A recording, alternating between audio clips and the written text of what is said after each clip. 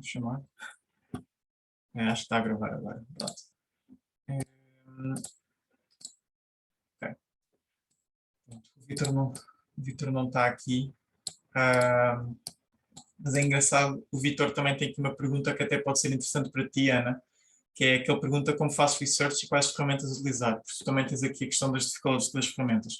Acho que posso tentar falar um bocadinho de ambos. Se a Viviana chegar depois, podemos falar das questões dela, se bem que ela também fala algumas coisas do research e também fala um bocadinho de UI. Pronto. Arthur, eu ia se calhar começar por ti. Tens aqui várias coisas. E vou deixar aqui a questão para o último. Mas se calhar começava por aqui. Tu falas que também tenho dificuldade em como desenvolver alguma atividade ou exercício para o aprimoramento tanto do senso estético quanto das entregas. Pronto. Acho que em relação ao senso estético, estamos a falar se calhar mais em termos de fundamentos de design, não é? Em termos de composição das interfaces. Uma coisa que me ajudou bastante, desde o início, e isso permitiu-me rapidamente fazer boas interfaces. Eu não vim de um background design, nem tive nada a ver com isso, mas a maneira que eu achei mais eficiente de fazer foi literalmente ir a sites de inspiração. Portanto, deixa-me puxar aqui alguns. Isso também está na lista dos recursos que nós temos no Clube UI. Mas, por exemplo, tens aqui, sei lá, o Lookup.design, bastante conhecido. E o que eu tentava fazer era projetos falsos, mas eu não tentava inventar. Eu sinto que há muita gente no início eu sei que já não estás no início, atenção, mas sinto que há muita gente, muitos juniores no início que tentam inventar, fazer assim cores à toa, layouts à toa, e às vezes é muito simples simplesmente copiar dos outros, não é? Copiar o que já existe. E às vezes não é bem copiar o que existe, por exemplo, no Dribble, e tem aqui umas interfaces muito giras, mas na prática aquilo não dá para ser implementado, porque tem umas coisas muito engraçadas. Mas ver, às vezes mesmo produtos reais, ver a sites que uma pessoa gosta, não é? Este site é incrível. Eu normalmente guardo, vocês também por uma boa... Pode ser um bom hábito para vocês guardarem. Eu tenho aqui estas listas de vários websites imagina, sites de empresas, sites de booking, sites de softwares, portfólio, portanto, e depois até tinha aqui uma secção de maus sites. Sites, por exemplo, só por exemplo sites de Webflow, por exemplo, coisas que são feitas com Webflow que pronto, eu uso e é interessante. Se eles fizeram Webflow é porque eu também consigo fazer aquelas coisas. Pronto. Aqui, por exemplo, o Lookup Design, se eu quero desenhar uma navigation, eu vou aqui e vejo exemplos de empresas reais. É uma questão de, quando eu estou a criar um projeto falso, e projetos de UI é muito mais fácil de criar do que projetos de UX, porque bem, se é para eu praticar, é muito mais fácil eu colocar uma interface no Figma, começar a desenhar. É uma questão de pegar um bocadinho de inspiração. Acho que é super importante também criar um moodboard e essas coisas, e copiar literalmente como eles têm. Portanto, o tamanho dos botões às vezes, ou as cores, usar as mesmas cores, porque nem sempre acontece, mas normalmente estas empresas são empresas já têm demasiado dinheiro para terem websites maus. Não quer dizer que não tenham websites maus em relação à usabilidade ou UX, mas às vezes em termos de UI, normalmente isso passa. A maioria das vezes, grandes empresas têm normalmente um website assim mais bonitinho. E há websites como este também. No próprio Dribble, não é? Existem coisas, o Behance também tem coisas interessantes. E acho que é treinar. Não há outra opção. Eu, pelo menos, nunca arranjei outra opção de treinar o meu sentido estético sem praticar. E depois comparar, ou seja, comparar o que eu fiz com o que existe e perceber, não, isto podia estar melhor. Um bocado também seres autocrítico, não é? Do teu próprio trabalho, e, não, isto pode ser melhor, isto pode ser melhor, isto pode ser melhor. E tentar sempre fazer melhor. Uma coisa bastante interessante que eu gosto de fazer é seguir designers gráficos. Não é UI, mas design gráfico usa bastantes elementos e bastantes fundamentos que são comuns, não é, ao UI. há páginas de Instagram, mesmo no Behance, encontras bastantes projetos de design gráfico, e como eles compõem os pósteres, aquele branding que às vezes eles fazem para clientes, não é? Se tentares também olhar e perceber como é que eles usam hierarquia, repetição, contraste, proximidade, equilíbrio, portanto, determinadas coisas que se tentares identificar, não é? Pronto, isso, pronto, há aquelas coisas mais básicas que é os daily UIs, não é?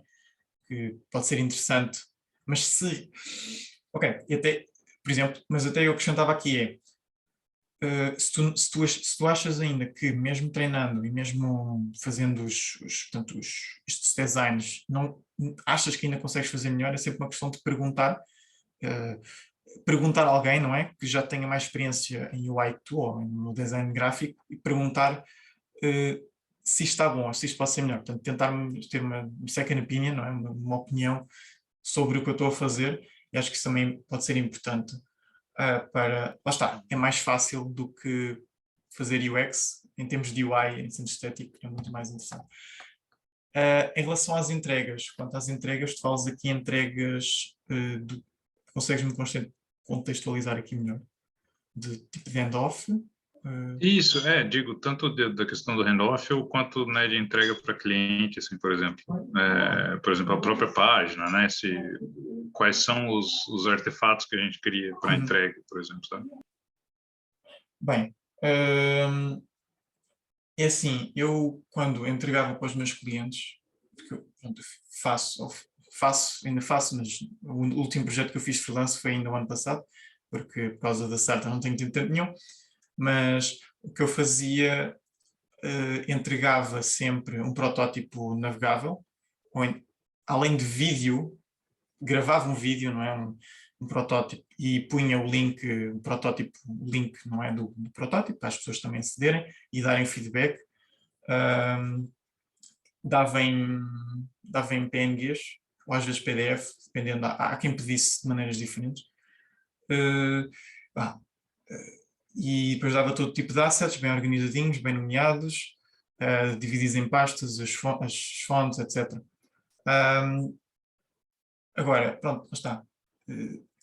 Existem alguns, da maneira como eu aprendi a fazer, já, pronto, quando eu comecei, existem alguns vídeos de YouTube que, de certa maneira, tinham algum tipo de tutorial ou algum tipo de, eu faço assim, podes fazer também assim, não é? Podias tentar arranjar algum tipo de inspiração. Em relação, por exemplo, à apresentação de projetos para clientes, eu fiz isso muito pouco, mas podes tentar tirar inspiração de apresentação de branding, de projetos de branding e de marca, de designers gráficos, em que são normalmente slides, não é? E que existe todo um tipo de história e de storytelling por trás de uma apresentação dessas, e acho que é também interessante, se for o caso disso, quando estamos a entregar um projeto de UI ou um case study completo, não é? De UX e de UI, porque também em UX também se utilizam PowerPoints, muitas vezes em apresentações. Pronto, tentar pôr as coisas bonitinhas, mas pronto. Não sei se tentei responder não sei se respondi bem à pergunta ou à dúvida. Mas lá está, em termos de desenvolver alguma atividade de exercício, bem, eu desenvolvi a praticar, não é? Já infelizmente com clientes reais, foi experimentando, não é? O primeiro não saiu tanto como o último que fiz, não é? É sempre um bocadinho difícil no início. Lá está, tentar sempre ter inspiração, tal como ter inspiração para este tipo de processos de entrega, também ter inspiração para os designs, ter inspiração para tudo, pedir ajuda a outras pessoas que já fizeram e que podem dar algum tipo de guidelines, algum tipo de device sólido. Agora gostava de voltar aqui para cima. Pronto. Pessoal, aqui faz cerca de 10 meses, portanto, e pelo que eu percebi também já estás a trabalhar, não é? E já falamos sobre isso. Desenvolvimento de um portfólio, quais são os itens essenciais, como apresentá-lo, como montar uma apresentação de portfólio. Bem, isto é algo que, por exemplo, por isso é que eu disse que o Kadu pode até ajudar um bocadinho melhor. Eu vou dar a minha parte, sem dizer porcaria, mas vou tentar dar o que eu sei, e depois acho que era interessante também o Kadu dar o seu ponto de vista mais, talvez mais de UX, porque é onde o portfólio tem um maior peso. Não quer dizer que em UI não tenha, mas em termos de dificuldade, às vezes de complexidade de portfólios, a UX tem muito mais, lá está, essa complexidade, porque tem muito mais, não quer dizer fases, mas tem muito mais peças envolvidas, pronto, e partes envolvidas. Um, as dicas que eu te posso dar é, por exemplo, se tu fores ao... Espera aí. Deixa-me só aqui, olha, escrever ao Notion, encontrar alguma coisa no Notion, nunca sei onde é que estão as coisas. Aqui.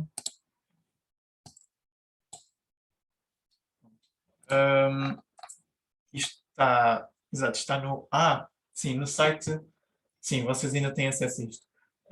No site há de haver, se calhar é mais fácil eu ir ao site. Comunidade, cá em baixo, a testar portfólio e carreira, pronto. Isto vai-te abrir no Notion, não é? Que é onde eu estava anteriormente, vai-te abrir aqui. E aqui tu tens a questão do portfólio.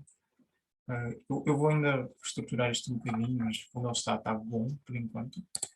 E há aqui uma parte só sobre o case study, que fala muito sobre a estrutura e sobre dicas dos and-ons, portanto, em termos de portfólio, de case studies. Eu falo depois, até começo aqui por estas coisas mais importantes, que é a questão do storytelling, do texto e dos visuais.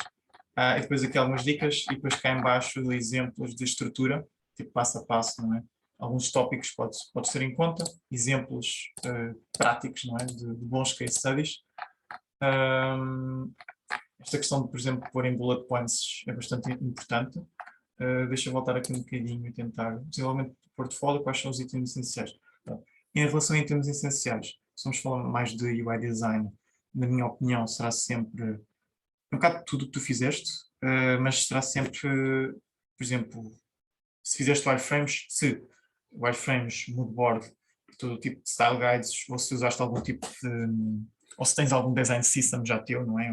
Ou se usas alguma base, pronto, o style guide do projeto.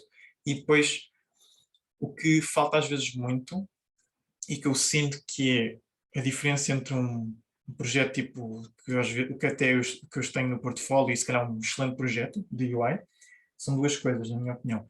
Em primeiro lugar, portanto, é ter a questão do... Quando apresentas as telas, no alta fidelidade, além de ter um protótipo, acho que é super interessante ver a interação acontecer, a interação não seja realmente útil, não é? Que seja realmente significante haver interação e mostrar, quem sabe trabalhar, por exemplo, com After Effects, ou até dar para fazer, por exemplo, GIFs. Uma pessoa pode gravar a animação no Figma ou no XD e faz uns GIFs e consegue depois montar às vezes no Behance. Isso depois, por exemplo, se calhar no Medium é muito mais difícil, mas no Notion, por exemplo, era mais fácil. E pronto, além dessa questão das interações, acho que bastante importante nas telas é pôr um bocado a descrição das tuas escolhas de design, ou porque é que eu fiz o que é que eu fiz. Especificamente em termos de elementos, de componentes do layout, às vezes pôr pequenas notas, não é, ao lado. Eu acho que aqui tenho aqui embaixo um exemplo. Exato. Por exemplo, isto eu não gosto. Quando uma pessoa apresenta todas as telas, muito pequenino, mas eu não consigo ver nada. Eu olho para isto e fico, bem, mas aquilo já tem o protótipo. Pronto. Mas o que eu queria mostrar aqui em baixo, estás a ver aqui, como eu acho que sim, eu acho que era um rapaz que fez este projeto. Ele tem, portanto, os designs e tem aqui anotações ao lado de tipo de escolhas de design, ou escolhas de elementos, ou escolhas de estrutura. Neste caso, isto é um case study de UX, portanto, ele consegue pegar em relação a problemas que foram encontrados, insights que foram encontrados que precisam de ser resolvidos. Um projeto mais de UI simplesmente vai recair mais sobre as escolhas do UI em si, não é? E acho que é interessante ter um contexto. Isto para quê? Nunca é para um recrutador olhar logo à primeira e ler isto tudo, não. O objetivo de um portfólio é ser curto o suficiente e ter destaques, frases ou conceitos destacados o suficiente para uma pessoa olhar 10 segundos, 20 segundos e cativar a atenção. Neste caso UI, mais pelos visuais. A partir do momento em que cativa a atenção, se calhar a pessoa vai para outra parte e vai ver depois. E aí sim, quando vê depois, é que vai criar a diferença entre, se calhar, um portfólio que não tem nenhum tipo de descrição, não tem nenhum tipo de reasoning, de contexto por trás das escolhas de design, e outro que tem. E às vezes o contexto é bastante interessante, porque às vezes sinto que há pessoas que fazem um bocadinho às vezes ao calhas, ou então que podem, se calhar, copiar demasiado e não ter as suas próprias ideias, mas também mostra, às vezes, ao pôr um contexto, mostra algum tipo de espírito crítico, mostra também algum tipo de conhecimento sobre o tema, mostra, ou pode trazer ao de cima algum tipo de soft skills, pronto, às vezes. Isso é uma coisa importante. Outra coisa importante é a questão, tu até falaste aqui, falas da questão dos design systems, Salgado Design System. Normalmente quando fazemos um projeto UI temos o Salgado, não é? A tipografia, as cores, os tamanhos das letras. O que eu acho ainda mais interessante, e que eu vejo pouco, porque também dá trabalho, não é? E o que eu vejo pouco é mostrar que tu cumpriste determinadas guidelines, é mostrar um bocado as tuas próprias guidelines. Deixa-me ir buscar, se calhar, aqui o Figma, o DS, Design Systems da Mayuka. Acho que devem conhecer. Pronto. E uma coisa bastante importante, pronto, o que nós acabamos por pôr muitas vezes nos projetos são parte dos tokens, como eles chamam os tokens, não é? E como eles chamam e como outros design systems chamam, o tamanho da letra, não é? A questão das cores, está aqui, a font family, mas há muito mais tipo de guidelines que são estes design tokens, estes global design tokens, que constroem todos os elementos, seja os mais simples ou mais complexos. Um botão, um call to action, tem padding à volta do texto, não é? Tem às vezes um ícone, tem uma border, ou não, tem uma cor sólida, não é? E esta border é arredondada? Não. Tem algum tipo de sombra? Não sei. Qual é que é o espaçamento, por exemplo, entre um dos elementos?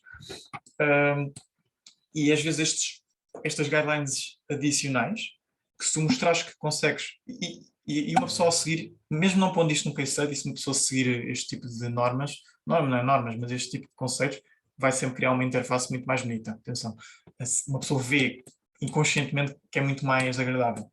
Mas é interessante até colocar este tipo de tokens, até dividir por secções, o que é que foi usado, não é? Qual é que foi a line height usada, não é? Qual é que foi a border radius dos elementos? As várias cores. E depois, até há eu sei que há pessoas que já vi case studies com componentes, não é? Já constroem, põem a lista dos componentes todos. E acho que também é interessante pôr os vários botões. Não é preciso pôr isto tudo, não é? É o que foi usado no design, não é? Atenção, se for um design mais simples, tem menos elementos, obviamente. Vai ter menos componentes, sim. Obviamente que um design system vai englobar tudo isto e muito mais coisas, todo o tipo de documentação. Mas é interessante, já vi também alguns projetos em que eu acho que tem um ou outro que tem isso também. Tem a questão das grids, que tipo de grids é que usaram, qual é que foi o tipo, a estrutura que usaram tanto para mobile como para desktop, ou tablet, por exemplo. E também há uma outra coisa que é a questão do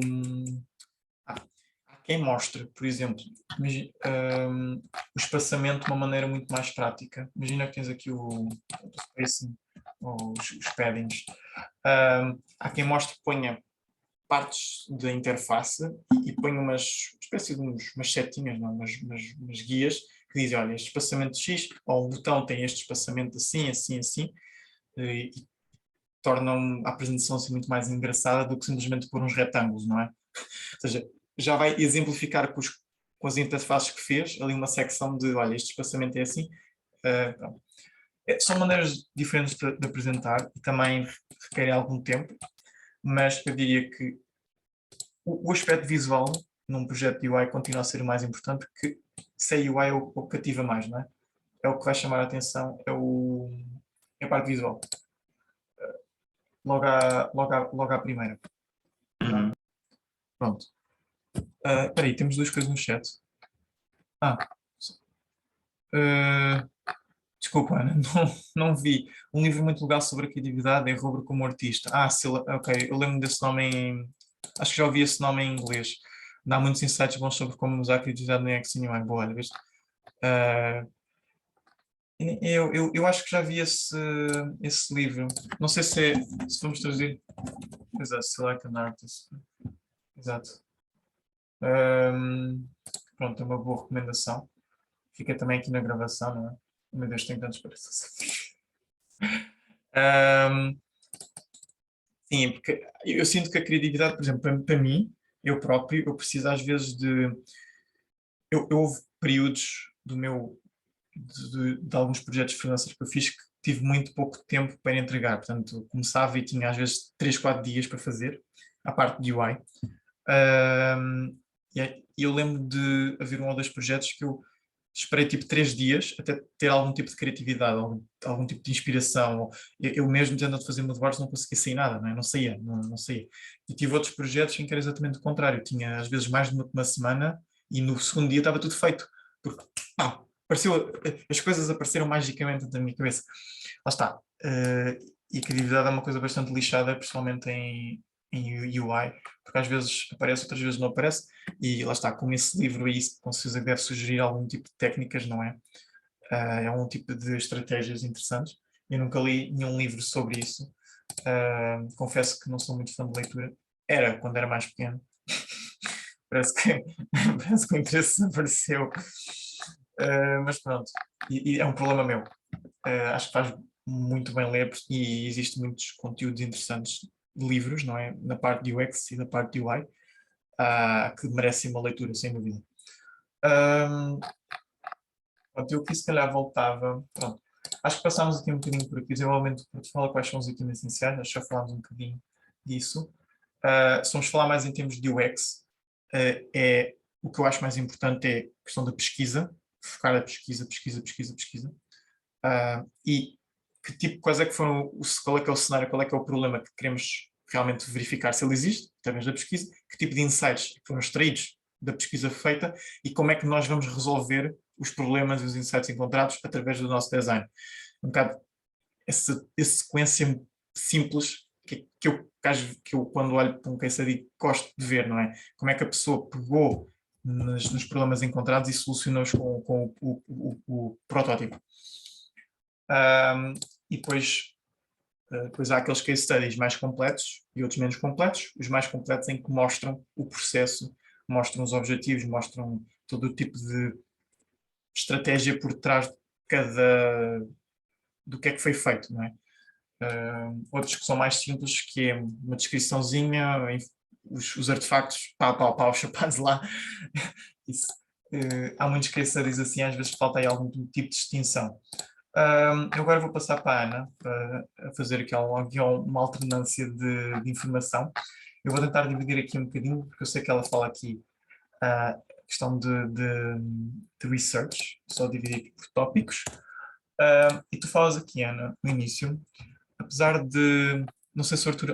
Falaste aqui outra coisa no chat. Não sei se o Arthur já viu, mas esse repositório de design system é bem legal, chamado ela. Eu vi esse recurso há uns. Ontem ou hoje. Eu lembro-me desse. Mas nunca vi. Mas eu lembro de ver o link. Ok. Temos vários company. Ok, system. Isto é que é uma coisa conhecida. Juntou o design systems brasileiros. Deixa eu ver Sim, se eu acho o link. houve também uma publicação dessas, sim, que uma rapariga juntou. É isto? Não é isto, pois não. É isto? Eu tinha visto que estavam fazendo, mas não cheguei a ver ele pronto. Mas eu guardei o post da rapariga a publicar essa questão. Eu tenho isto no terceiro. E eu achei que eu abria muitas abas. Eu também tenho, tipo, uma senha aberta. Isto não é comum. Isto não é comum. Deixa eu ver se está aqui. Eu dei like. Está aqui. esta Bruna Brites, não é? Estamos a falar da mesma pessoa, certo? Ela depois aqui Acredito que sim. das Antes e Somos Brasileiros, ela Aham. fez este, ok. Eu posso passar o link. Não é? Ainda não olhei para isto, não tive tempo, mas tem aqui das empresas no quinto andar, algumas não conheço, o PicPay conheço, não é? Automarte, o LX, a Logi também existe no Brasil, não conheço, não sabia. Uhum. A Oasis, olha, o Jota da Mayuca, pronto, tem aqui. Se vocês forem pensar em Portugal, há tipo muito poucos design systems, porque há poucas empresas que usam, e os que existem não são open source, pelo menos acho que não conheço nenhum que seja open source aqui em Portugal. Alguns deles aqui são, outros dizem que são closed, não é? Portanto, são da própria empresa, mas pronto. Voltando aqui à questão, apesar de ter aprendido as ferramentas utilizadas, tenho dificuldade em escolher as ferramentas certas para cada situação. Ok. Acho que sobre as ferramentas, eu posso dar aqui, vou buscar aqui um artigo, até tenho aberto. Não é blueprints. Vou mostrar esta piramidezinha. O que é que esta pirâmide diz? Está dividido por fase, ou seja, não é bem fase de aprendizagem, é fase de maturidade dos nossos processos e da nossa maneira de fazer as coisas. Cá em baixo temos normalmente o que chamamos as ferramentas e os artefactos, não é? As coisas que nós realmente fazemos. Tools and tasks. Portanto, se nós queremos um Figma, não é? Um Azure, ou uma Journey Map, portanto, um Infinite Diagram, portanto, os resultados das entrevistas, fica tudo cá em baixo. Mas depois, por cima, fica sempre porque é que nós estamos a fazer isto e quando e como é que estamos a fazer estas coisas, depois vamos mostrar nos projetos. Isto para me levar à questão de, às vezes, as ferramentas não é o mais importante, ou seja, tu vais chegar a um ponto em que o objetivo é nós chegarmos a um ponto, como profissionais, de, independentemente de que ferramenta é que eu uso, eu consigo fazer isto, nem que seja com papel e caneta, mas eu consigo fazer isto, independentemente da ferramenta que eu uso. É como aqui dizemos em Portugal, desembardado. E pronto. Em relação a escolher as ferramentas certas, está. Vamos a uma conversa de o que é mais adequado, o que é menos adequado. O ideal seria tu pensares, eu mesmo achando que não tenho a ferramenta certa, eu consigo fazer isto. Posso demorar mais tempo. Existe um conceito muito interessante que é as ferramentas no design tornam-nos mais eficientes, mas não nos tornam prós no trabalho. Se eu quero fazer uma User Journey Map, não é? Por exemplo, não é para eu usar o Figma que eu vou saber, não é para eu chegar lá um template do Figma Community que eu vou saber fazer uma Journey Map. Eu tenho que perceber porque é que eu estou a fazer uma Journey Map, em que moldes, não é? E realmente como trazer a pesquisa para isso, como preencher fazer os vários blocos daquilo. Mas podes-me se calhar dar um bocadinho, agora gostava de ouvir um bocadinho a tua parte, que tipo de situação é que estamos a falar? Ou seja, estamos a falar se calhar uma situação, por exemplo, de pesquisa, ferramentas para pesquisa, ou ferramentas para prototipagem, ou para, sei lá, UX Writing. Não sei se consegues dar assim um bocadinho mais de luz, porque pode haver, se calhar, até ferramentas que posso sugerir especificamente para determinadas situações em termos de algumas fases.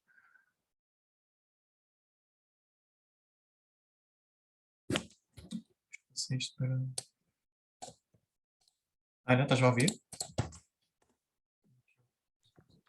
Eu estava digitando porque eu estou com o ventilador ligado aqui. Ok. Eu acho que pode atrapalhar para falar, mas os cursos aqui, eles focam muito no ferramental. Então, fala de mapa de jornada do usuário, fala de personas e de várias ferramentas que são usadas em cada fase, de UX Research, de Writing, Mapping e tudo isso. Mas foca muito pouco em qual o objetivo de usar essas ferramentas. E aí, isso eu sinto muita falta nos cursos e estou tentando ir atrás agora. Sim, tens razão. Eu próprio também, quando fiz cursos na área, também senti um bocado dessa falta. E depois isso reflete-se no portfólio. Isto é um bocado uma bola de neve. E depois, às vezes, os projetos que nós fazemos são resultado disso, sem por nossa culpa, não é? Às vezes nós achamos que estamos a fazer um portfólio, um projeto bem, não é bem feito, não quer dizer que esteja mal feito, mas pode estar, achamos que está muito completo, mas podia estar melhor. E o que às vezes lá falta às vezes muito essa, não é só colocar lá os artefactos, as coisas que nós fazemos e as ferramentas que nós utilizamos, mas também colocar todo o tipo de estratégia, todo o tipo de pensamento por trás, porque é que estamos a fazer isto e porque é que escolhemos uma persona. Imagina, nem todos os projetos precisam nem todos os case studies precisam de personas, por exemplo, mas se precisamos de persona, ou seja, será que precisamos ou será que não precisamos? Mas se realmente fizermos persona, porque é que estamos a fazer? Não é a justificar. Isso às vezes basta uma frase, 2 frases, uma coisa muito simples. E também para nós próprios, não é? Para nós, pode ser para nós próprios, percebemos que estamos a fazer este método de pesquisa ou estamos a fazer este determinado framework ou assim, para nos ajudar a resolver o problema que temos em mãos. Mas em relação, eu posso estar aqui, nós também lá no Notion temos os guias de ferramentas, eu divido aqui por várias partes. Sim, o que é que eu sugeria, se calhar, em termos de coisas diferentes? Em termos de surveys, eu sou um bocadinho skeptical em relação a surveys, sou um bocadinho, não acho que seja um método de pesquisa generativa mais eficaz. O que eu sinto que os surveys fazem é uma boa maneira de nós passarmos para uma pesquisa mais qualitativa. Portanto, fazer um survey no início, em termos para ter uma amostra, se calhar, de 60, 100 pessoas, ter alguns dados gerais, depois partimos para entrevistas, porque há determinadas coisas num survey que nós mesmo assim é difícil retirarmos, ou da maneira como nós fazemos as questões, porque se fazer perguntas de survey não é assim tão fácil, eu próprio não sou expert nisso, mas acho que é sempre um bom ponto de partida para depois começarmos, por exemplo, com entrevistas, porque já temos alguma base da população que nós fomos tentar atingir, já temos algum tipo de insights sobre o que é que as pessoas fazem, o que é que as pessoas deixam de fazer, e algo que podemos trazer para uma entrevista. Depois, para fazer perguntas mais específicas ao nosso já público-alvo específico. Porque às vezes nós achamos que queremos falar com um público-alvo, mas afinal não é aquele público-alvo, afinal é outro. E às vezes o survey permite-nos fazer isso. Nem sempre. Questões de pesquisa e de research são coisas um bocadinho complexas. Em termos de entrevistas, eu já usei o Lookback, é interessante, é simples, dá para entrevistas e testes de usabilidade, mas eu nem tenho aqui está cá em baixo. Não está? Bem, falta aqui é o Dovetail, mas ele só tem ele também é pago, só tem 7 dias grátis. O Lookback tem 60 dias sem cartão de crédito, portanto acho que é uma ferramenta paga interessante que até vocês podem experimentar. Criam uma conta, tem um trial durante 60 dias, depois podem cancelar. Os outros, o Ribbon e o UX-Tweak, pronto, são grátis, são freemium, não é? Tem algumas funcionalidades grátis. Em termos de Analytics, eu uso o Hotjar, é bastante interessante, tem muitas funcionalidades, mas depois o Google Analytics é muito complexo. Para testes de usabilidade, o Maze, bastante conhecido, o Zerberry até eles têm um plugin para o Figma, o Optimal Workshop é bom, depois há o Sprig, também é conhecido, o Lookback outra vez, e o WebJury em termos de é bom, não para gravação, mas em termos de criação de protótipos, que já é uma ferramenta tipo Figma, mas para a criação de protótipos, mas é pago.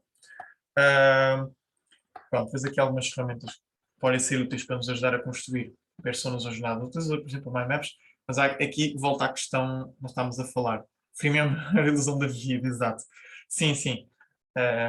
Muitas vezes o freemium nestas plataformas é tipo, tens acesso ou a 2 testes, ou a X horas de gravação, ou a determinadas funcionalidades muito, muito, muito limitadas, para também te obrigar depois a comprar. Portanto, acho que a minha sugestão, por exemplo, usar uma plataforma como o Lookback, que tens um free trial, em que realmente usas a plataforma toda, não é?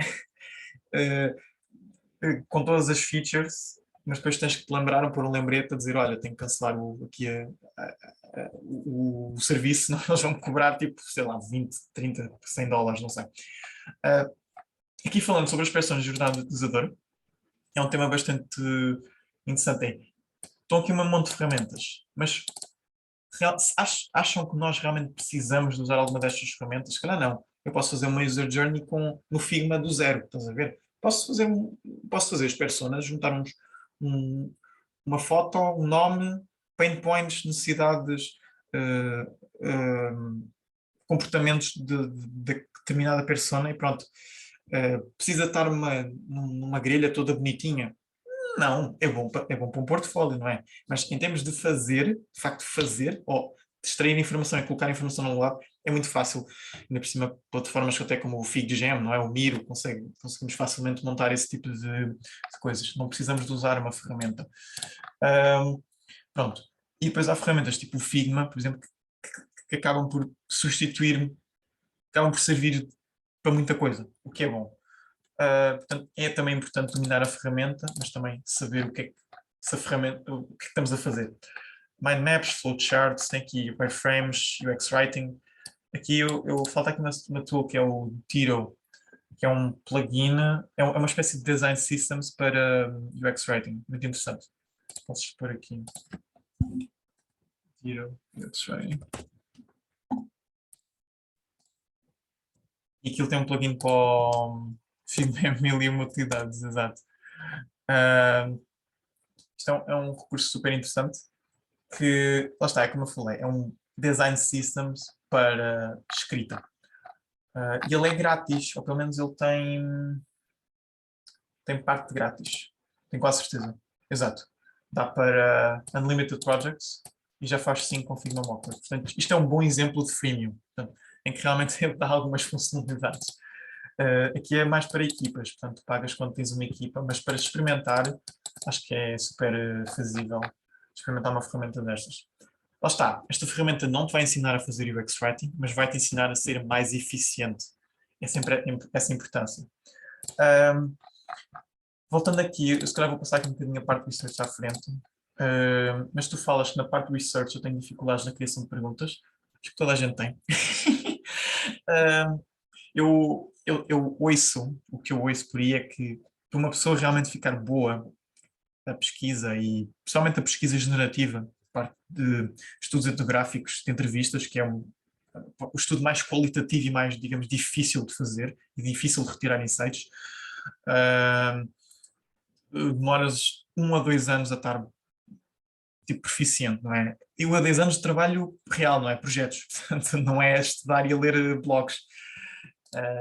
Portanto, vai sempre haver dificuldade e eu não tenho propriamente, digamos, soluções rápidas para treinar isto, porque eu não faço propriamente isto.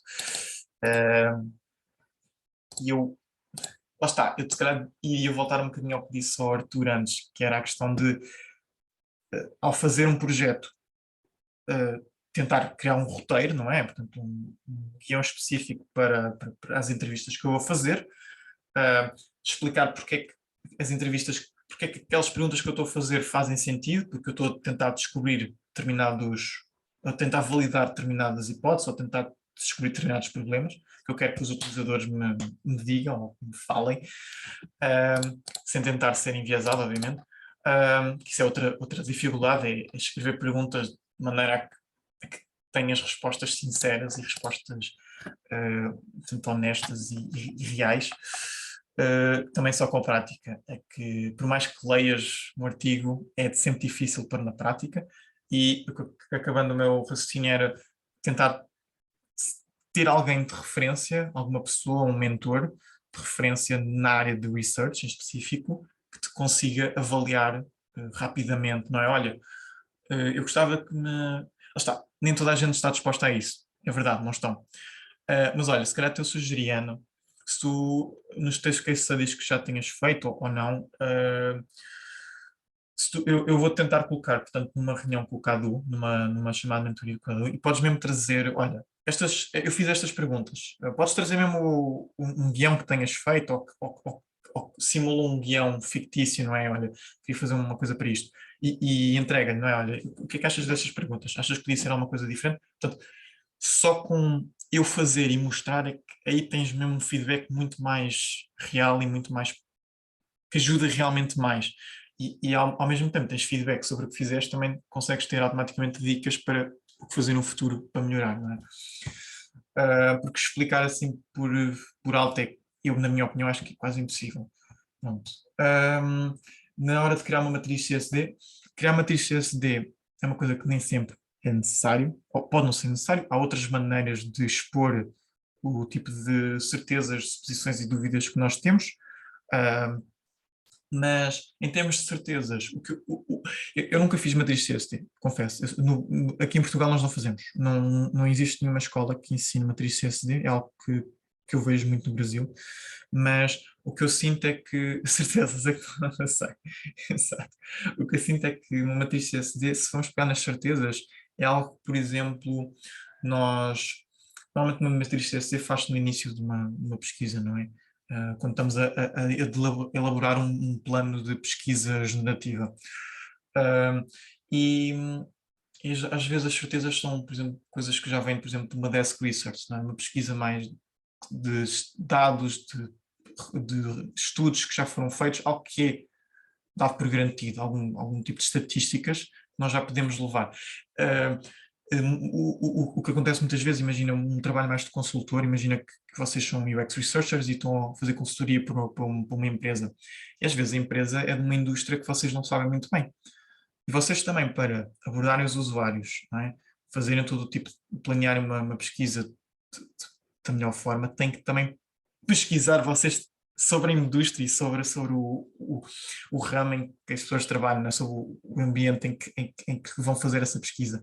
E às vezes, durante essa pesquisa mais inicial, que vocês fazem para vocês, como sendo vocês o usuário, já vêm algumas certezas daí. Bem, isto seria a minha ideia da CSC. Depois as dúvidas e as suposições é um bocado aquilo que podes transformar isso em, por exemplo, quais é que são podes escrever isso da mesma maneira de quais é que são os meus objetivos para a pesquisa.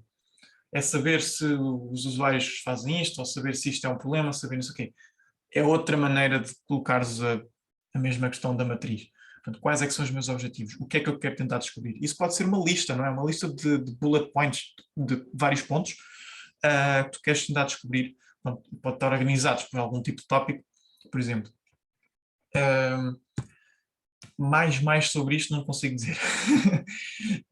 Tu continuas a dizer que às vezes fico travada nestas questões, incerteza do que seria estratégico. Pois, lá está. Voltando àquela pirâmide que eu mostrei, não é? É muito interessante usar as ferramentas, mas depois a parte da estratégia, não é? Que está no topo, não é? Que é o mais difícil. É o mais fundamental, mas é o mais difícil. Porque às vezes só vem com experiência, às vezes é um...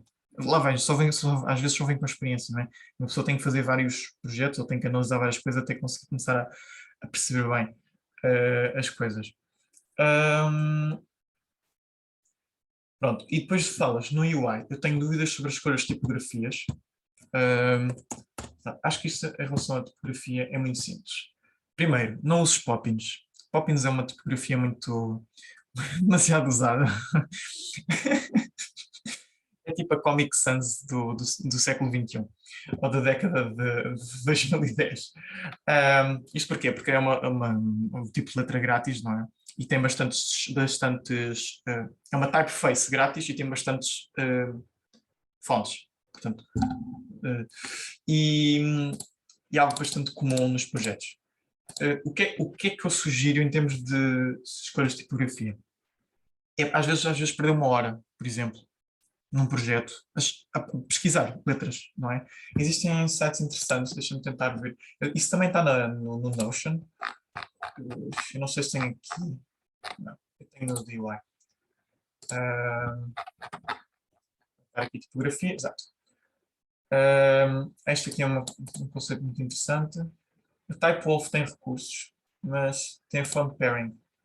Para começar, acho que é interessante. Que é isto? Ok. Em que dá para gerar diferentes tipos de pairing. Estás a ver? Nem todos vão ser bons. E eu aqui, se formos para mais contraste, vai sempre aparecer uma coisa diferente.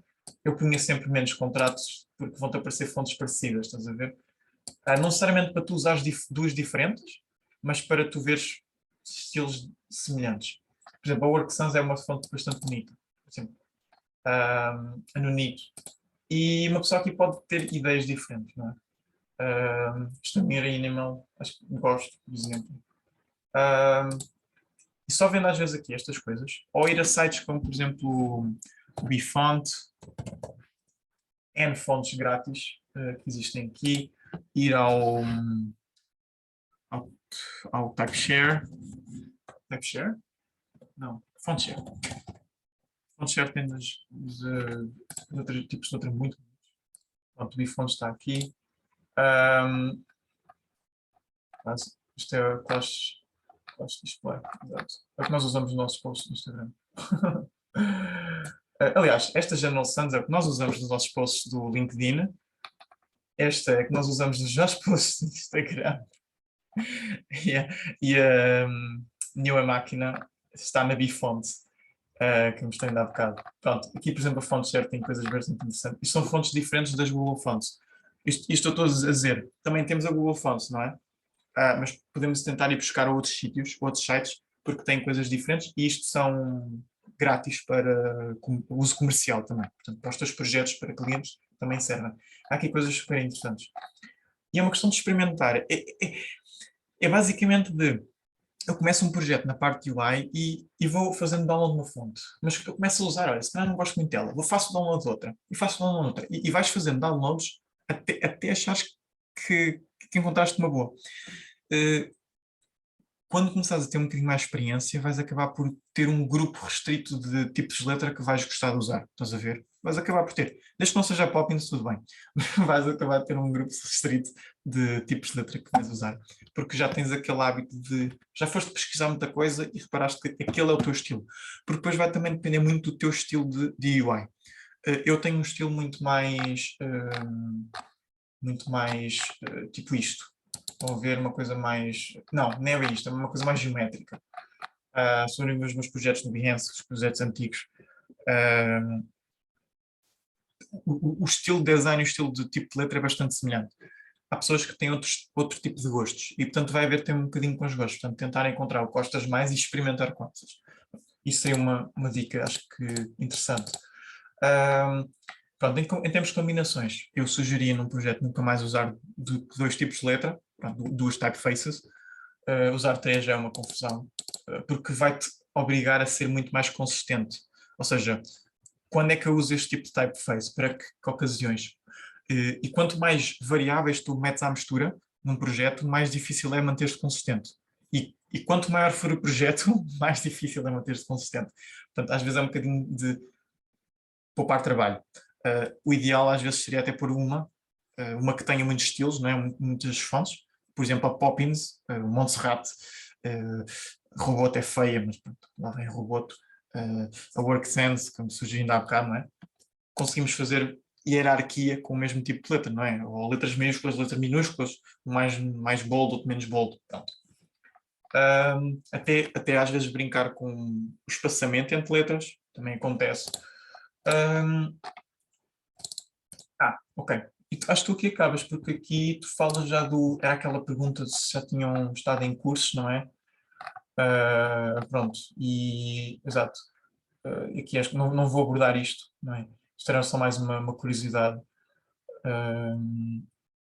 Porque lá está, nem todos os cursos são bons ou estão construídos de uma maneira ideal, mas é o que é. Também nós não sabemos antes de ir para eu também sofri desse problema. A Rubik eu gosto também. Aliás, até usei num dos projetos do meu portfólio, eu uso a Rubik. Ainda bem. Não uso Poppins, mas uso Rubik. Usa Montserrat também, usa Montserrat e Rubik eram fontes que eu utilizei bastante. São fontes que estavam no Google Fonts. Portanto. Mas sim, Ana. Espera. Enviaste aqui uma mensagem. Estou usando só uma mesmo. Boa. Queimei muitos neurónios tentando achar uma fonte para os títulos que combinasse com o body. Pois, às vezes a combinação... Imagina, a combinação sim, também é interessante. A combinação entre tipos de letra, acho que pessoas que vêm do design gráfico conseguem fazer isso muito melhor, porque não sei, as pessoas que vêm do design gráfico normalmente têm um sentido de estética muito diferente de nós, e conseguem muito mais facilmente criar uma interface agradável, porque letra, tipografia também faz parte do design e muitas vezes há design gráfico que é feito só com letra, não é? E isso também é uma arte, não é? Fazer design gráfico apenas com letra também é preciso experiência e preciso muita prática.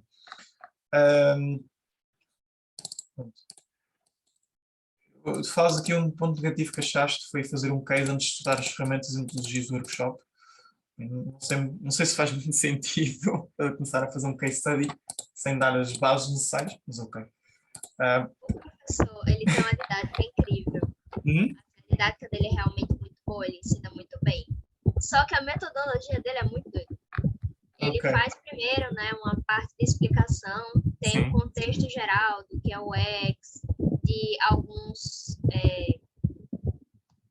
Pronto, esqueci o nome agora. Me assaltaram, levaram minha dicção. Enfim, ele dá ali uma introdução e dá mais uma introdução mais indo para a parte prática. E aí ele ensina como fazer cada etapa para fazer um case. E depois que a pessoa já publicou um case, é que ele vai destrinchando tudo. E aí fala de estratégia, de pesquisa e as outras partes.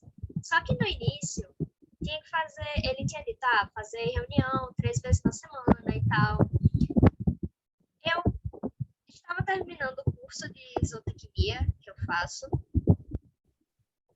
Então, terminando minha graduação, fazendo esse curso, tendo que fazer case, tendo que trabalhar também, foi muita coisa. Aí eu deixei o case para fazer depois que eu terminasse o curso inteiro. Aí eu estou fazendo agora. Boa. Pronto, é uma questão também agora tentares aplicar algum tipo do que falaste aqui um bocadinho hoje, não é? Também se conseguires. Eu também posso, se calhar, no final, tentar mostrar um bom e mau exemplo de case study. Mas sim, pronto, acho que tentei responder às perguntas todas. Acho que passámos um bocadinho por tudo. Só falta, lá está, esta questão mais de como ser estratégico, muitas vezes na parte da pesquisa. Eu por acaso, eu sempre achei, mas isto achar pode ser, isto é para mim, eu sempre achei que sem muito treino ou sem muita experiência, eu não digo facilmente, mas conseguia desenrascar-me em termos de recolher insights e facilmente transformar esses insights no design. Eu achei que consegui fazer isso bem, mas eu sei que pode não ser fácil para as outras pessoas. Portanto, eu não consigo propriamente dar uma estratégia ou dar dicas muito específicas sobre isto. É o que eu vou dizer, eu não sei dizer bem o que é dizer, porque para mim acontece. É muito natural. Então isso não é uma grande ajuda. Bom, Arthur, vamos voltar então aqui às tuas. Eu gostava, já falámos um bocadinho disto, mas vamos voltar aqui um bocadinho, que é, outra questão seria de quais são e como realizar a entrega de documentação para os desenvolvedores e o cliente, e estamos desde estar ligado até o desenvolvimento do design system. Ou até mesmo a questão de como colocar o site online, caso seja necessário explicar o cliente. Perdão, vamos por partes. Entrega para desenvolvedores e clientes, obviamente que é diferente, não é? Se fazemos parte de uma equipa ou se estamos num contexto de empresa, a documentação para developers vai ter que ser muito mais detalhada. Isto porque, e vamos reiterar aqui a questão da importância de ter guidelines, de ter uma estrutura já pré-definida, ter tudo bem nomeado em termos de layers, e ter as coisas, portanto, todo o tipo, aquilo que eu mostrei, não é, no Figma, portanto, ter estas coisas já bem nomencladas para que os developers cheguem lá e saibam exatamente o que fazer em cada elemento que vão construir. Não é que eles não consigam ir procurar e não vão lá, tipo, coisinha a coisinho, ver o espaço ou o termo de letra. Eles conseguem fazer isso, mas temos que poupar também tempo às pessoas, não é? Para eles focarem realmente no que importa, que é escrever código. uma coisa que eu fiz, que eu sou um bocadinho preguiçoso, para o website da Starter, e como fui eu que fiz a implementação em Webflow, fui eu que desenhei e fiz tudo, portanto, eu tentei-me ajudar a mim próprio, não foi com um grau de rigor muito elevado, mas foi o suficiente.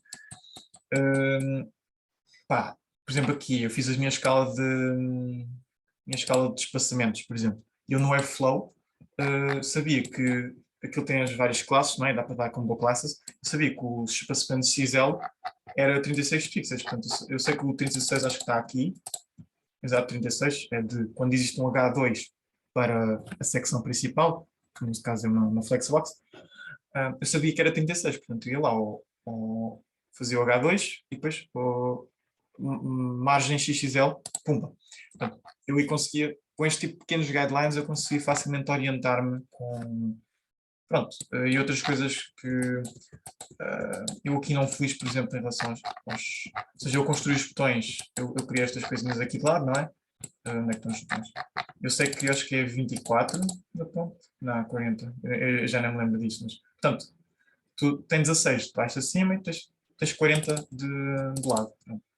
Isto é consistente ao longo de tudo, portanto, eu sei que todos os botões tinham este tipo de coisinhas. É algo que não está escrito, porque, epá, eu facilmente venho aqui e vejo, mas é algo que também podia estar escrito. Podia estar um desenho de um call to action e ter aqui umas guides a dizer, olha, X pixels de padding, não sei o quê. Normalmente põe-se só de lado, mas eu também quis manter aqui a questão de ser consistente no topo, porque aqui há um elemento, não é? Este elemento é maior que o texto, porque há estilos de texto que ficam mais altos, mais pequenos. O Figma é assim um bocadinho estranho. E há tipos de letra até que são, não sei, tem um espaço maior, e isso estorvam. Eu já tive alguns problemas com tipos de letra porque o espaço que eles ocupavam no design era muito grande. Pronto. Pronto, e as outras coisas também aqui, lá está, aqui só está o texto, ou seja, eu aqui escrevia e aquilo ocupa o coisa. Eu no Webflow, eu nem sei como é que fiz isto, já não me lembro, mas já sei, basicamente nem sei como é que fiz isto. Olha, uma boa questão, deixa-me tentar ver. Mas já vamos lá, pronto. Mas o que eu quero concluir aqui com isto é tentar dar todo tipo de guidelines para quando os developers vão lá ver e vão clicar numa coisa, eles consigam ver exatamente o que é que, pronto, as coisas. E há maneiras muito mais melhores do que fazer como eu fiz aqui, mas só para exemplificar esta questão dos espaçamentos, não é? Portanto, eu fiz uma pequena cábula para mim próprio, para garantir que eu facilmente conseguia colocar os espaçamentos no design, e algo também como usar um design systems ou ter um style guide bastante completo pode ser importante para um developer, e é dar acesso a estas coisas, dar umas boas, organizar as páginas de uma maneira correta. Em contextos de empresa existe outro tipo de organização muito mais complexo, porque existem diferentes equipas, existem diferentes versões, existem diferentes iterações que são feitas e que, pronto, e o Figma acaba por ser muito maior. Eu não tenho propriamente exemplos disso. Deixa eu ver se eu consigo. Ok. Deixa eu só. Pronto. Como eu fiz no Airflow, eu fiz mesmo como eu fiz lá. Isto, eu considero isto um erro meu, não é? Porque não está consistente. Porque os botões, como vocês viram, tinham um padding diferente, que era de, por exemplo, 40, não é? Não quer dizer que estes toasts tenham coisa diferente, mas tem 7 e 27, não são múltiplos de 8. Não cumpre com nenhum dos espaçamentos que eu defini aqui. Estão a perceber? O mais pequeno que eu tenho é 8 pixels. Portanto, faz sentido, se eu tenho aqui 8 e 16, fazia sentido este elemento ter 8 no topo e em baixo e no mínimo 16 de lado. Ou então 16 ou 24, por exemplo. Estão a ouvir aqui a questão, às vezes, quando uma pessoa tenta inventar demasiado ou ter demasiados componentes, vai a certo ponto partir a consistência. E por isso é que é importante haver este tipo de disciplina própria, autodisciplina de garantir que todos os elementos, independentemente de quais é que eles sejam consistentes. E depois também há a questão de eu usar um espaçamento, ou seja, eu não vou usar estes 16 pixels para qualquer coisa, não. Estes 16 pixels está usado em contextos muito específicos. E é importante comentar isso também. Ou seja, os 16 pixels são usados ali. Isto é que é aquela questão às vezes de exemplificar, eu não sei se acho que aqui não sei se são usados a 36, eu não sei, se forem perguntar eu não sei onde é que é, mas pronto. Ok. Em relação ao cliente, é muito mais fácil, nós já falámos sobre isso, que é basicamente como tendo em conta que o cliente ainda vai pegar naquilo e dar a outra pessoa para implementar, temos que ter um cuidado, às vezes, de também ter este tipo de guidelines, mas se pensares bem, o problema já não é teu. É uma maneira um bocado má de pensar, mas tu entregas como tu achas e também entregas de maneira que, ou seja, dependendo do preço do projeto, não é? Tu fazes determinados entregáveis, não é? Pá, se o cliente é muito bom ou se o teu projeto envolve uma documentação complexa e bastante detalhada, isso tem que estar incluído de certa maneira no preço, porque isso demora tempo. Não é só fazer os designs, é fazer toda a parte de documentação. Se não, uma coisa mais simples portanto, é juntar os assets, garantir que todos estão bem nomeados, as layers estão organizadas, está tudo bem estruturado, não há nada partido, é testar os protótipos, não é? Ver se as coisas funcionam todas bem, dar os assets, dar as imagens, dar os ícones, dar as tipografias, pôr tudo numa pastinha, Google Drive, no e-transfer, portanto, ou pronto, algum tipo pronto, na cloud, uma coisa qualquer, um serviço qualquer, que permita ao cliente fazer download ou que permita ao cliente aceder durante X tempo.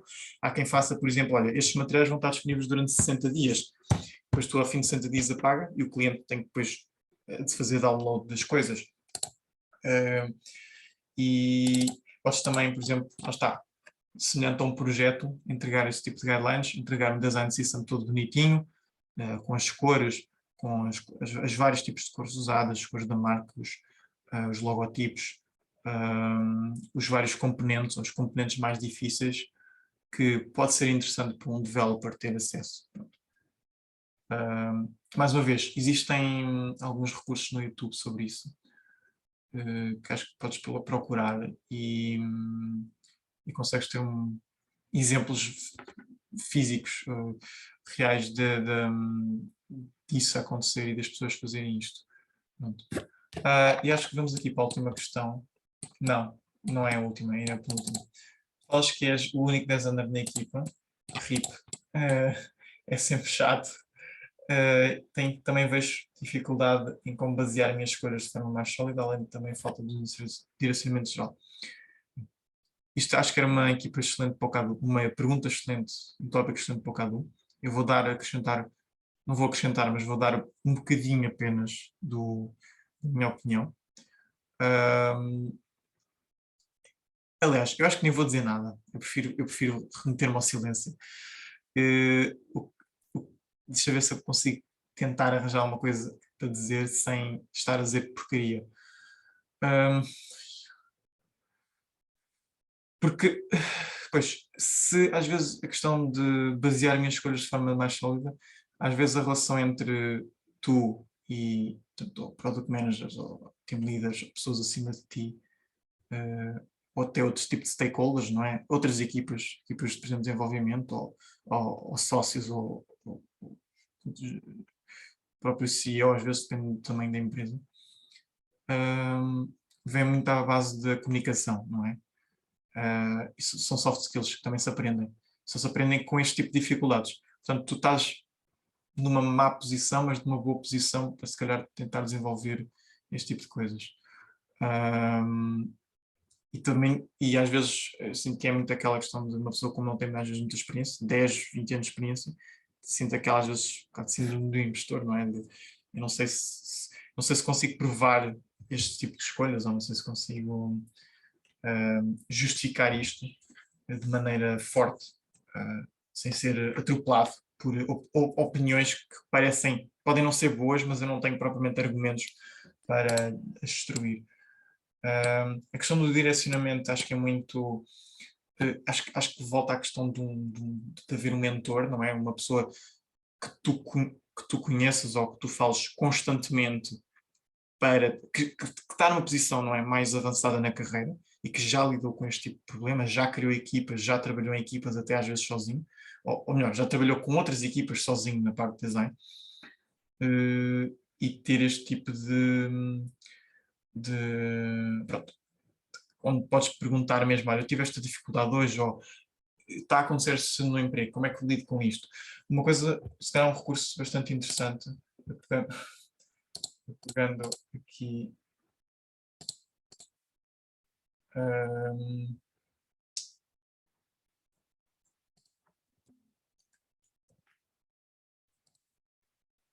acho que cliquei no link errado. Neste canal, é da mesma pessoa que escreveu este artigo, by the way. Eu vi alguns poucos vídeos, é muito boa. Pronto. É muito boa. E há os vídeos do Ask Me Anything, portanto, os Office Hours e EMA, há muitas perguntas. O que eu te aconselho a ver é tirar o som e ela põe as perguntas na tela, estás a ver? E uma pessoa ir fazendo facilmente o scroll e vendo que há muitas perguntas que as pessoas fazem sobre esta relação de trabalho, não é? Como é que eu lido com determinada pessoa? Como é que eu lido com determinada opinião contrária à minha? Como é que eu lido com... Por exemplo, olha aqui, esta pessoa diz, gostava de ter mais papéis na estratégia de UX, quero participar nas reuniões com stakeholders e leaders, entender as necessidades do negócio, mas os UX designers não são convidados. Portanto, only PMs e Product Managers e Product Owners conseguem juntar-se. Ou seja, isto é uma questão de skill, é uma questão de negociar quase com as pessoas da própria empresa. É uma questão de comunicação e de como colocar as coisas. Isto é difícil e eu não estou a dizer que isto é fácil, mas existem estas perguntas que são feitas nestes projetos. Pronto. Olha, aqui outra. Está aqui, é uma equipa de researchers que tem uma cultura péssima de research. Portanto, ou seja, outras equipas ou as pessoas que estão a tomar conta da empresa acham que devem fazer as coisas de determinada maneira e estão aqui, coitados dos pesquisadores, que não conseguem fazer o trabalho deles bem porque eles, acho que é aqui um caso muito específico, que eles anteriormente construíram um produto sem pesquisa e correu muito bem e agora acham que sem pesquisa conseguem continuar a fazer as coisas bem. Pode ser verdade, pode não ser verdade. E é muito difícil às vezes dar a volta. E acho que eu vi esta live stream e uma das coisas que a Debbie diz é tentar pegar, se houver casos em que falhou, em algum tipo de projeto que falhou, portanto ela explica isso, tentar pegar em exemplos que não correu bem e puxar essa conversa, não é? Mais uma vez, é questão de comunicação. Isto é difícil. E vai depender muito das pessoas que também tens à volta na empresa. E até havia um rapaz que perguntou, não sei se foi no final, não sei se foi neste show. Está aqui. É esta. My manager always puts me in a confused state. Eu sinto que faço tudo errado. Questiono my reality in the beginning, but I'm good in my team and other colleagues. Portanto, o manager dele está sempre a criticá-lo e a desencorajá-lo de fazer as coisas bem ou como ele quer fazer, não é? E, portanto, ele diz and these are not even my work related, but about how I talk or how I'm not behaving politely. I'm very tired. Portanto, esta pessoa sente-se bastante cansada com a relação que tem com o manager e chega a um ponto em que até certo ponto consegues comunicar, mas depois o que as pessoas estão aqui a dizer nos comentários é find a new job, that being said you need to quit this stupid manager. Portanto, há outras pessoas que literalmente dizem should quit, you need to quit friends, portanto, pessoas que realmente estão a dizer, chega a um ponto em que tens que sair, portanto, tens que arranjar outra coisa. Mas até lá chegar, ou em muitas situações em que não acontece, pá, é tentar ver este tipo de episódios, tentar perceber se alguma dúvida aqui também se assemelha às tuas, ou até participar num deles ao vivo, não é? Vocês conseguem acompanhar, ela tem nos links, em deltacx/links.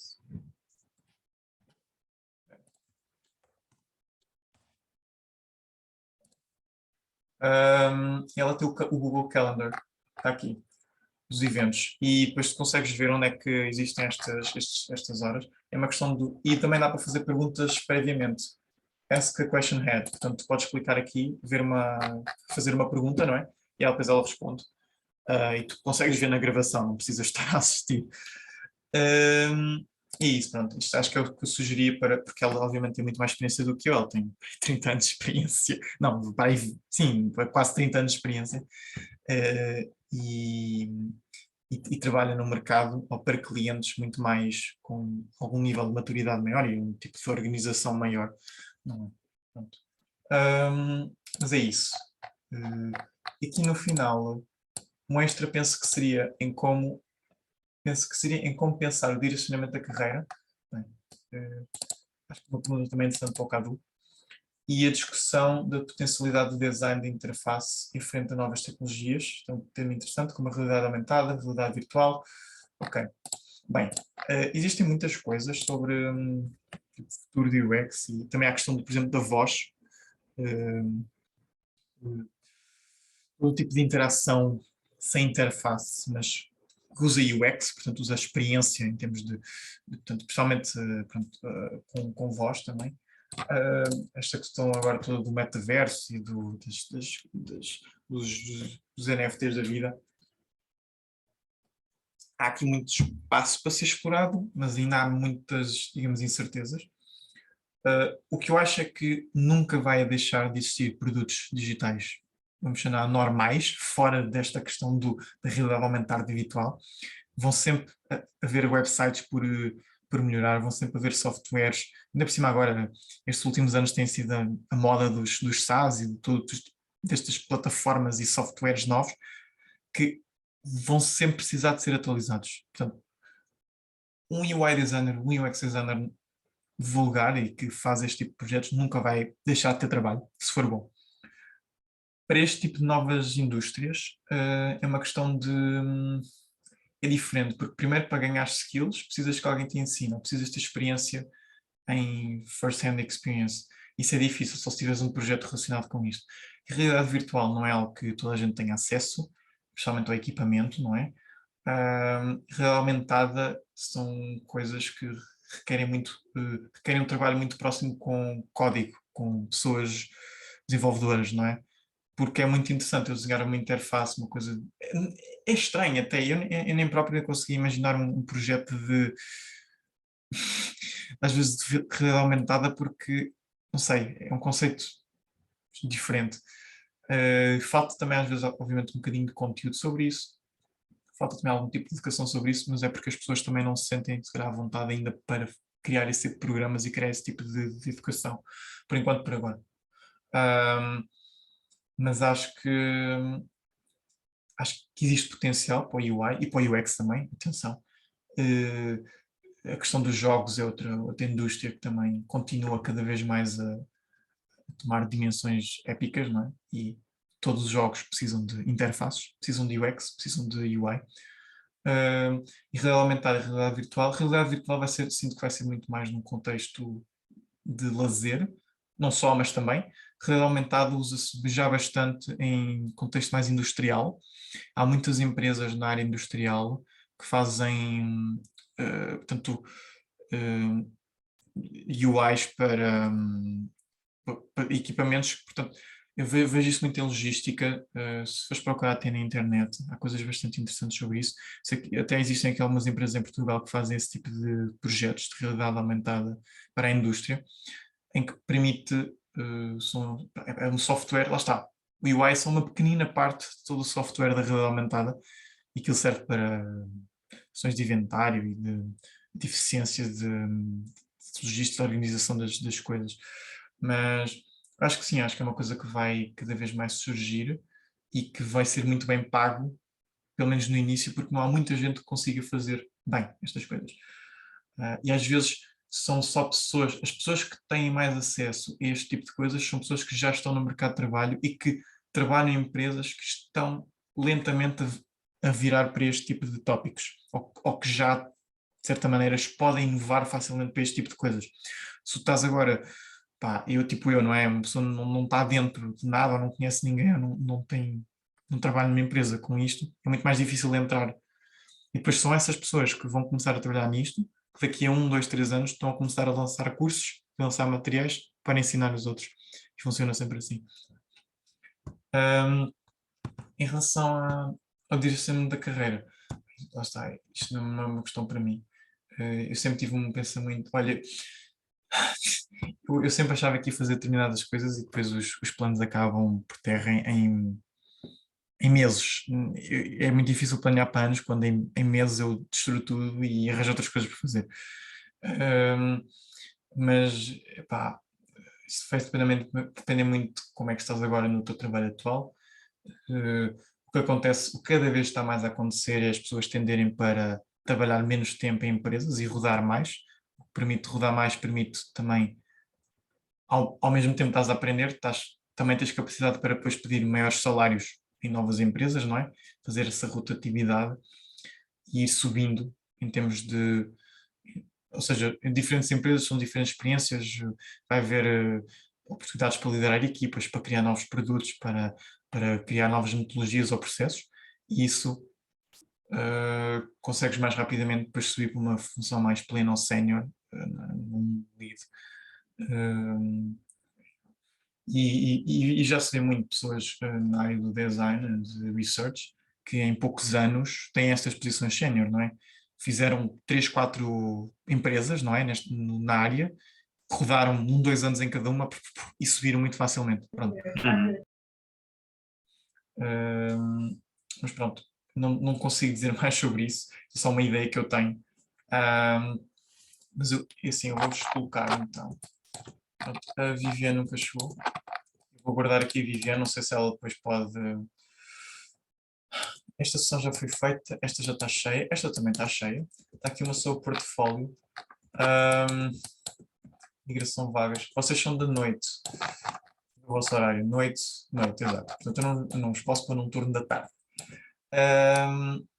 Acho que aqui tu ficavas aqui bem nesta questão do trabalho, porque tens aqui questões mais relativas à carreira, esta questão de comunicação dentro da empresa e às vezes como sendo a única Zana, como às vezes lidar com as outras pessoas.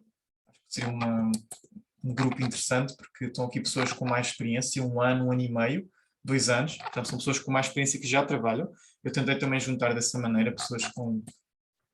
O início, a ideia era assim, não é? Tentar juntar as pessoas com menos experiência, mas às vezes não é tão fácil por causa dos horários. Ana, tu tens mais a questão relativamente a research. Eu não tenho propriamente um lugar para te pôr ainda, mas eu vou-te colocar aqui, nesta 4ª sessão, porque é dúvidas de research e de UX. E porque nós temos outro formador, além de mim, do Cadu, que ele está disposto a fazer algumas sessões de research. Ele é UX Researcher na Amazon. Por acaso até me lembrei que falámos da questão da voz. Ele é responsável pela questão da Alexa, portanto toda a interatividade, todo o UX da questão da voz para a Alexa. Ele na altura disse, eu ainda tenho que falar com ele de novo, mas ele disse que queria fazer 1 ou 2 sessões de mentoria mais relacionadas com research. E depois, se ele realmente fizer, é uma questão também de comunicar no grupo, e se ele achar que dá para toda a gente ou para fazer várias, é uma questão de vocês depois também, nós também nos organizarmos, porque acho que é interessante para quem está mais interessado em pesquisa, coisa em geral, não é? Porque pesquisa é importante mesmo para ter com um UI designer, não é? Pronto, já estamos aqui a... Ai, meu Deus! Estamos aqui há 1h30. Eu tinha o chat à frente do tempo da gravação. Ups.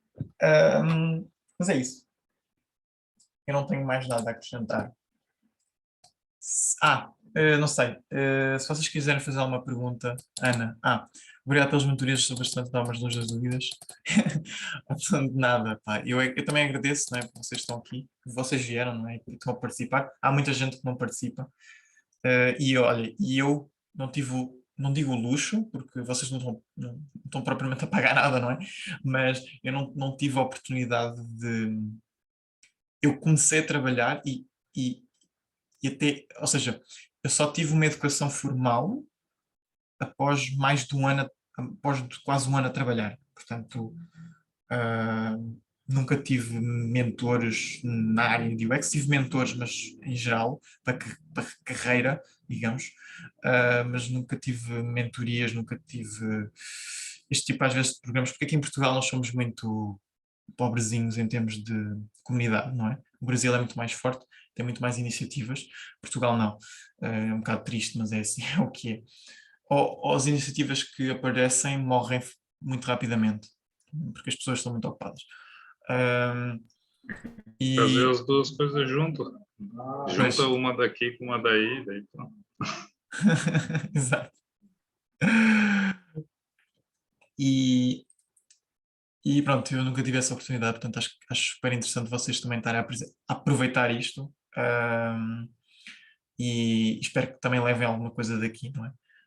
Hum, Pronto, eu se calhar até. Pronto, não tinha mais nada para acrescentar. Ana, Arthur, se vocês não tiverem mais uma questão, também fechamos a sessão, fechamos a gravação. É isso, eu coloquei-vos noutras sessões do CADU, portanto, depois no futuro vão ser à partida contactados, no calendar ou assim, para depois aparecerem.